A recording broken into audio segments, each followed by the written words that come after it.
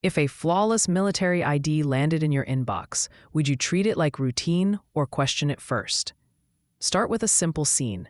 An email arrives claiming to circulate sample military ID cards. The sender domain looks almost right. The attachment is an image that looks official. For many recipients, this reads as a familiar administrative task. They click, they download, and a hidden batch file runs. What made a single image act as a Trojan horse? Hold that thought while we zoom into the campaign and its actors. Meet Kimsuky, a North Korea-linked threat group focused on espionage and long-game theft. They target researchers, journalists, and rights activists tied to Korean Peninsula affairs. Their tactics emphasize patient reconnaissance and credible messaging.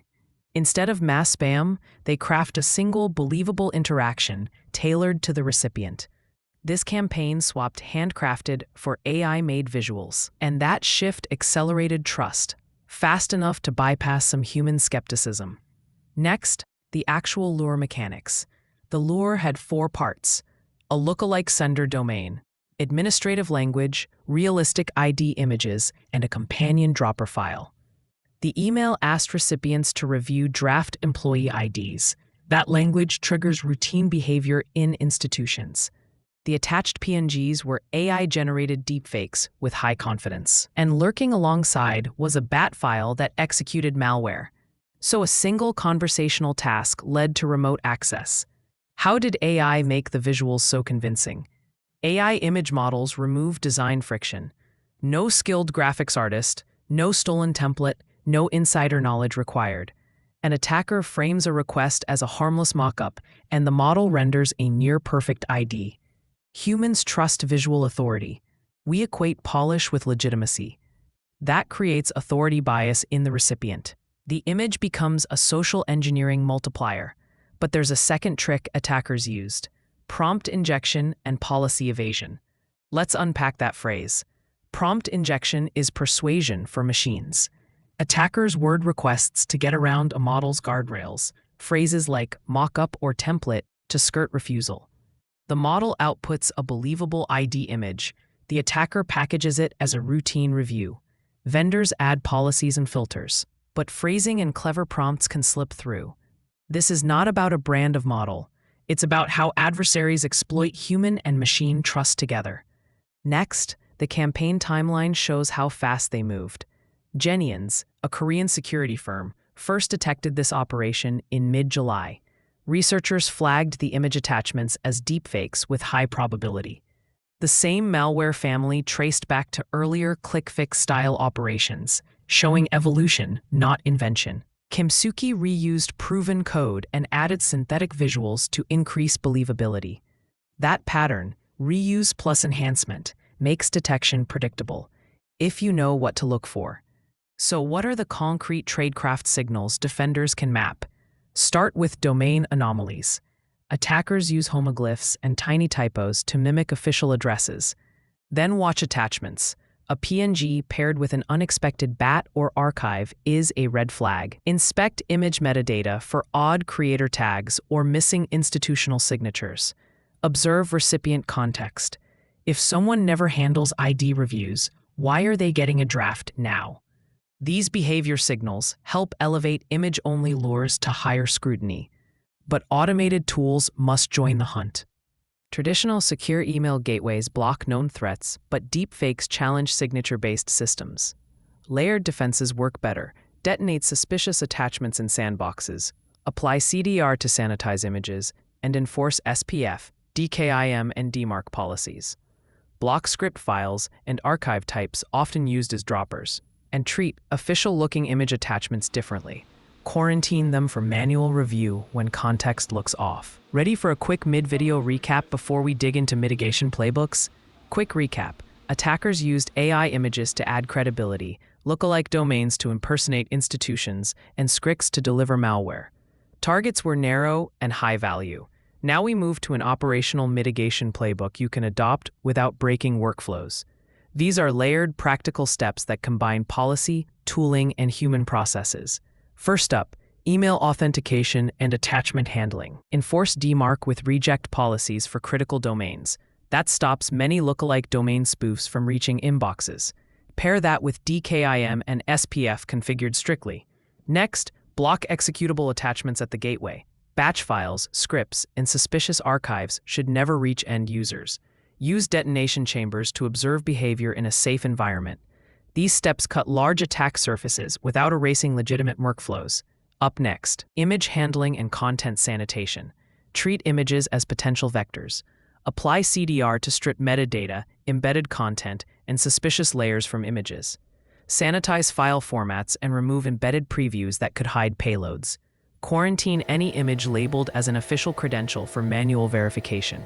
If your team lacks full CDR, route such attachments to a managed sandbox service. Small procedural changes here force attackers to escalate and slow them down. Now let's cover endpoint rules that catch the next step in the kill chain. Harden endpoints against script execution. Block user-writable locations from launching child processes that lead to shells. Monitor image viewers for unusual behavior, like spawning CMD or PowerShell. Add EDR rules to flag script-based execution originating from downloads or temporary folders.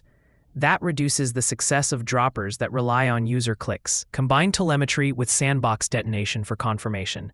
Next, a quick play for small NGOs and newsrooms with limited budgets. For researchers and activists, assume you're a target. Treat official-looking images skeptically.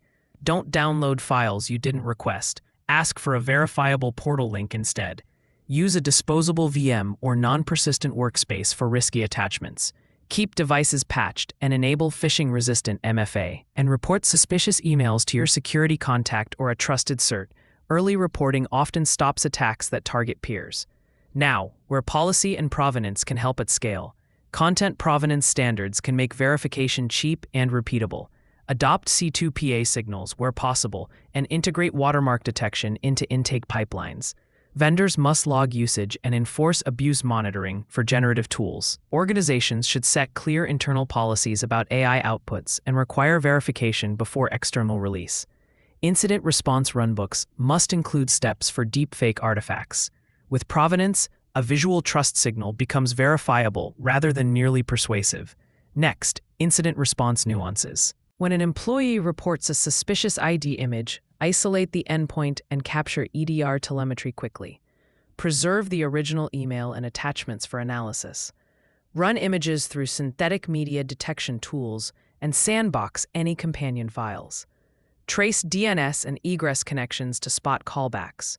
These steps preserve evidence and stop lateral movement.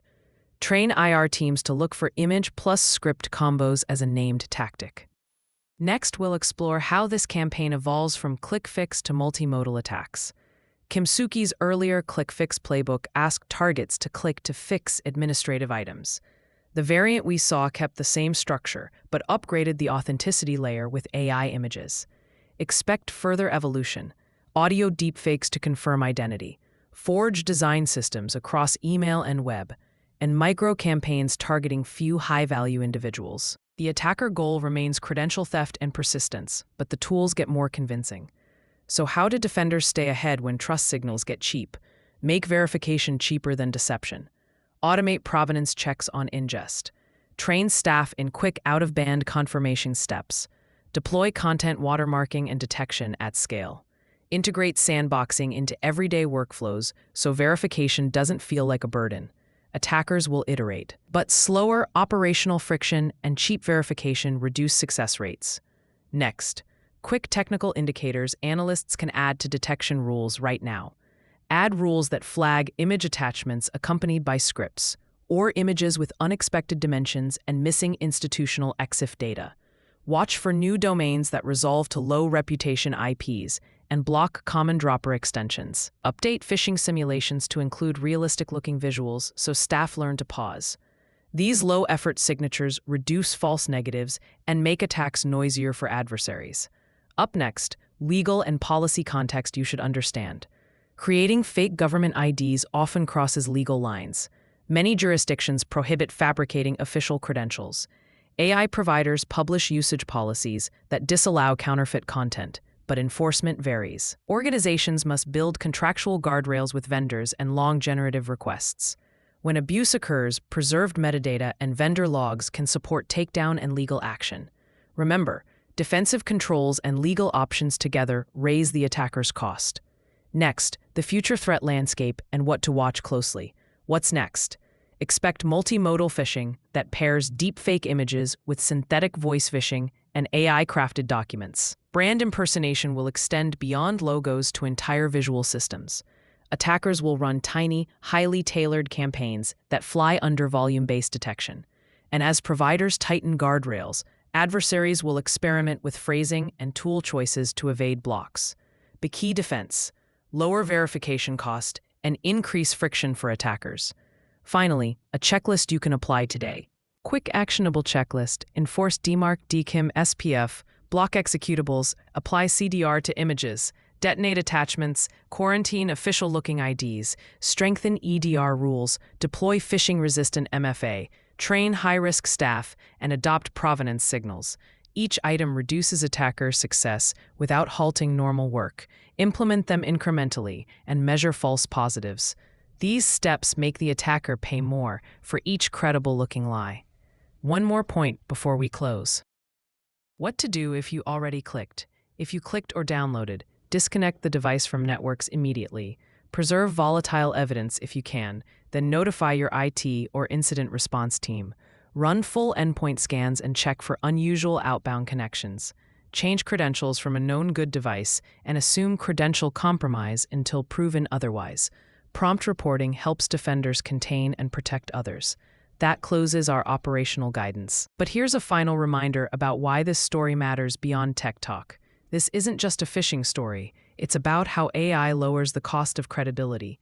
For researchers, journalists, and activists, the stakes are personal: access to sensitive networks, unpublished research, or sources. For organizations, the stakes are persistence and internal reconnaissance. Attacks like Kimsuky's show that visuals can be active weapons, so make verification automatic, friction proportional, and reporting routine. If you want a short summary of key actions, stick around for the closing recap. Final recap in brief. AI-generated deepfakes can make images act as powerful social engineering tools. Kimsuky weaponized that by combining lookalike domains, routine administrative language, and script droppers. Defend with layered controls, authentication, sandboxing, CDR, EDR rules, provenance checks, and human verification. Train high-risk groups and maintain quick reporting channels. Trust signals are cheaper to fake now. Make verification cheaper instead. Ready to take these steps and harden your organization? If this helped you, please like and subscribe for more clear briefings. Comment one mitigation you'll try this week so others can learn.